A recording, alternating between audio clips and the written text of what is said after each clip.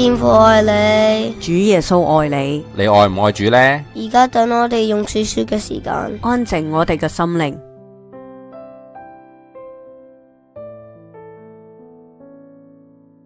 而家就等我哋一齊靈修，一齊踏上同主相遇嘅旅程。如果喺當中有被經文或者分享感動嘅，請記低。而家請細心聆聽主嘅話語。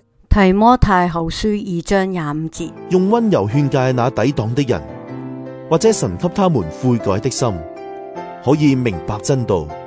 大家好，我係天恩，我係羅賓。我係 Penny。天恩，問下你一條問題，你剪唔剪指甲嘅呢？哇，爸爸梗係會剪啦，我大約2到3個星期剪一次指甲。哇，天恩，你都幾勤力保持個人衛生㗎喎。咁天恩，你又知唔知其實唔單止人，動物都需要定期剪指甲嘅呢？特別係大笨象。大笨象都要剪指甲噶？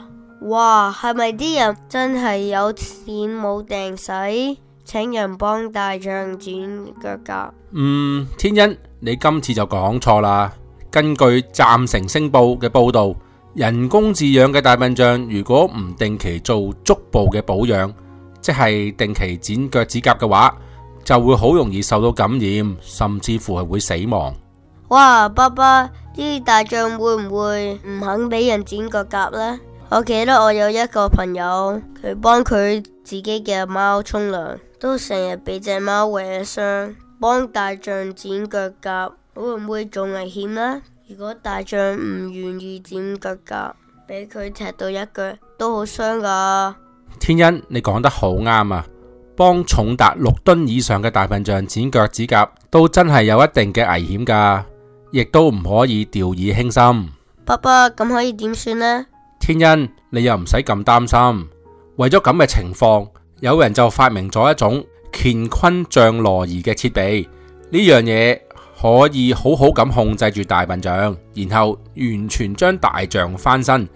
呢個設備高達12英尺，載重量係15噸左右。爸爸，呢個設備咁聽落嚟真係幾好啊，不過係唔係好貴噶？係啊，都要10幾萬一部噶。不過好多嘅動物園都買咗呢部嘅設備。天恩，你知唔知我哋關心人有陣時都好似幫大笨象剪腳趾甲咁，有一定嘅危險噶。啊，爸爸，你講嘅嘢我都係第一次聽到，可唔可以講多啲啊？天恩，你記唔記得喺提摩太後書保羅講嘅嘢啊？使徒保羅提醒我哋點樣幫助嗰啲遇到困難而離開神嘅人。爸爸，我記得喺提摩太後書2章23節同埋25節講到唯有那愚拙無學問的辯論，總要棄絕，因為知道這等事是起爭競的。用溫柔勸誡那抵擋的人，或者神給他們悔改的心，可以明白真道。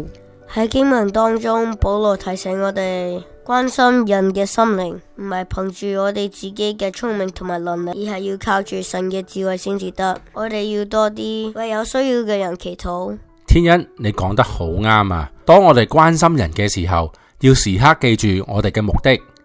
我哋嘅目的係要關心人，唔係指點人做嘢。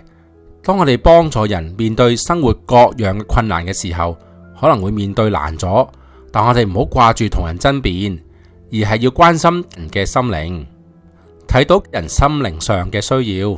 我哋要靠住主盡力去做，並且以溫柔嘅態度勸誡人歸向主。因為喺使徒行傳4章12節講到，除他以外別無拯救，因為在天下人間沒有賜下別的名，我們可以靠着得救。經文講到真正可以拯救人、幫助人心靈得到救贖，唯有相信主耶穌。而喺哥林多後書5章17節更加講到，若有人在基督裏，他就是新造的人，舊事已過，都變成新的了。經文話俾我哋知，唯有喺基督裏面，我哋人先至可以得到更新，得到真正嘅改變。或者其他人會多謝我哋，但都有機會會面對危險，面對其他人嘅反對，面對其他人鬧我哋。喺呢個時刻，我哋要記住以真理同寬容去體諒去面對。就等我哋面對幫助人嘅困難時，靠住主帶領人歸向主耶穌嘅懷抱。親愛嘅天父，求你打開我哋嘅眼睛，叫我哋幫助人，唔係要得人嘅感謝或者讚賞，而係幫助我哋有一顆憐憫堅強嘅心，以致我哋可以睇到其他人喺生活上同埋心靈上嘅需要，以致我哋喺幫助人嘅時候，面對難阻同埋危險嘅時候唔會灰心，以致我哋可以靠住你，以你嘅真理同埋寬容體諒嘅態度去面對人同埋事，以致我哋可以將其他人帶到主嘅面前，讓人歸向基督嘅懷抱。我哋嘅禱告奉主耶穌基督得勝之名祈求，阿門。盼望我哋唔單止係關心人生活嘅需要，更加關心人心靈嘅需要，以致我哋可以同身邊嘅人一齊揾翻心靈嗰份嘅愛，就係主嘅愛。詩歌，你把我尋回。